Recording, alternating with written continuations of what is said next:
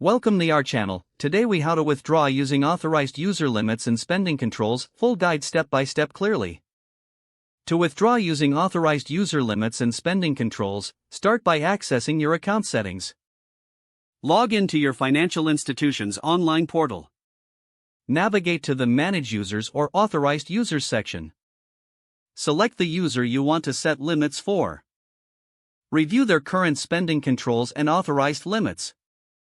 Click on Edit next to the user's name. Determine the withdrawal limit that is appropriate for their usage. Input the new withdrawal limit in the provided field.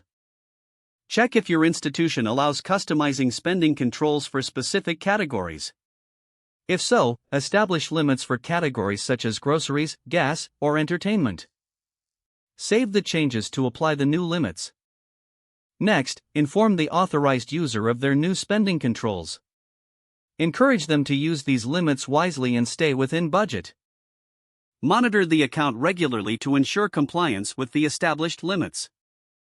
If you notice any irregularities, adjust the limits as needed. Finally, review the overall spending patterns at the end of each month. If the page does not load, refresh the browser or try again in a private or incognito window.